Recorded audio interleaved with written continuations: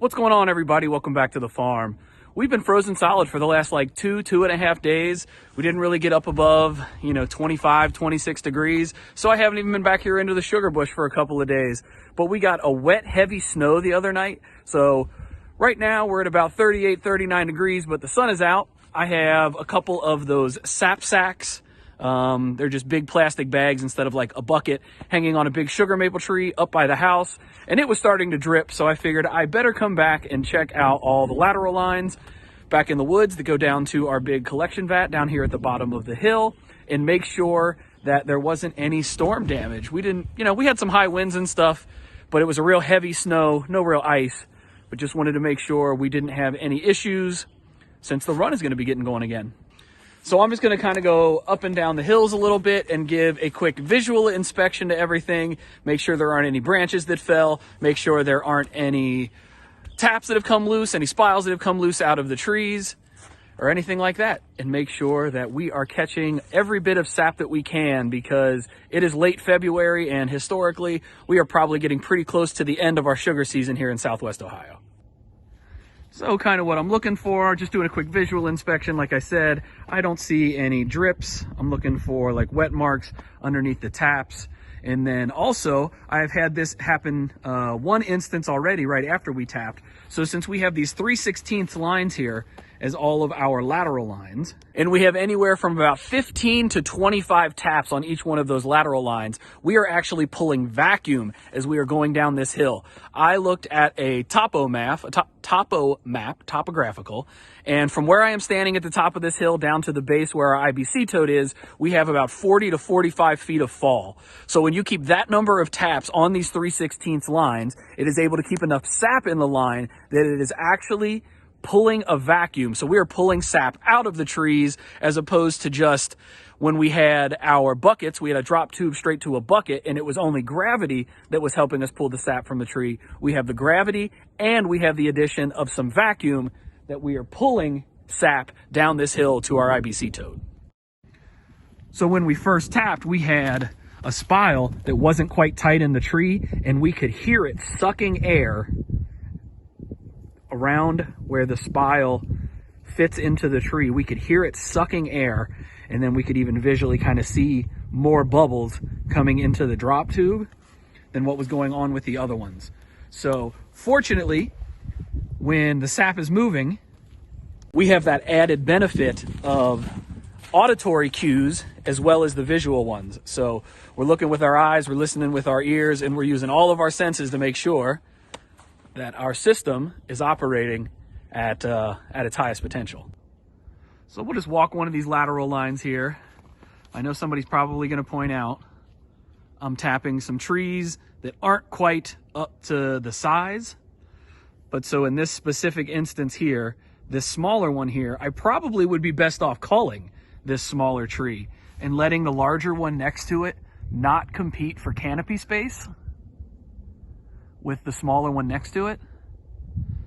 So I went ahead and tapped it, because if I damage this tree, I'm not as concerned about it, because in all reality, I probably should just go ahead and get rid of that tree and cull it, so those two aren't competing with each other. So you may see a few instances of stuff going on like that where I have tapped, trees down, to probably about 8 inches are probably the smallest ones that I've tapped. Maybe some creeping a little bit closer to 6, but I don't think I have gotten quite down to any of them that size. But in all of those instances, it's because they're in places where they are competing with larger trees and didn't have the time or appetite to go ahead and get rid of them this year. But that is something that we probably will have to look at sometime in the near future if we are really going to be, concerned with the health and productivity of our sugar bush. Then that's something that we're probably going to have to address. But we'll continue to follow this lateral line down this hill. I'm going to try to be careful. You can see drop tubes coming from all different places to tie back into this lateral line. We're going to try to stay on our feet. And then it just works its way down. You can see our IBC tote down there at the bottom of the hill. So I mentioned that 20 to 25 tap number earlier. So here we have a situation where this this lateral line coming down the hill behind me. Starts up at the top of this hill here, and it catches 1, 2, 3, 4 trees. So maybe 7 taps as it's coming down the hill to this point. We have this other little stand. So we pick up 1, 2, 3 more trees here, and then we tie it in here. So this short little run ties into this longer lateral line. So they help each other with pulling the vacuum. We're getting more sap into this line. And by tying those two together, we're going to increase the performance, making 2-1 than what we would get versus having them run individually to the base of the hill.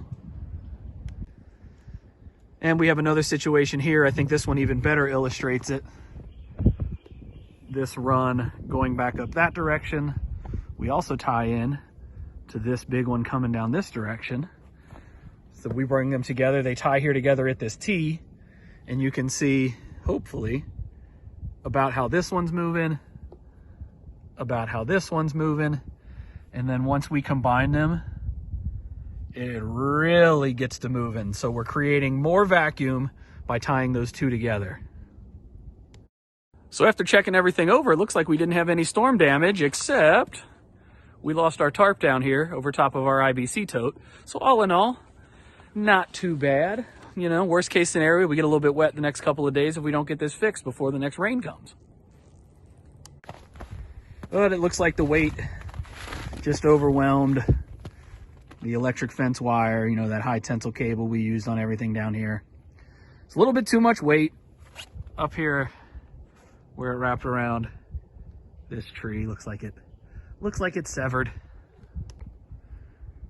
The sun being out definitely has the sap moving. So you can see that we go from 7 main runs, we choke down to 4 runs. And again, that is all about just trying to pull the vacuum, getting close to that, you know, around 20 to 25 tap number, so we can pull the best vacuum on this 3/16 line. And that's the whole reason that we did the 3/16 versus the 5/16. We could have run these, tried to run them to a main line and had them come down a main line, but just with the way our sugar bush is set up back here, running these individual lateral lines versus them coming to a main line, this just ended up being the best case scenario for us.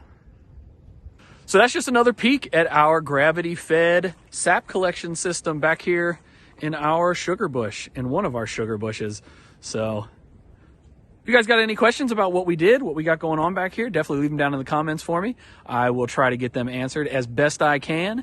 Hopefully you guys enjoyed the video. If you did, think about hitting that thumbs up. Subscribe to the channel if you haven't already. And until next time, y'all, we will see you.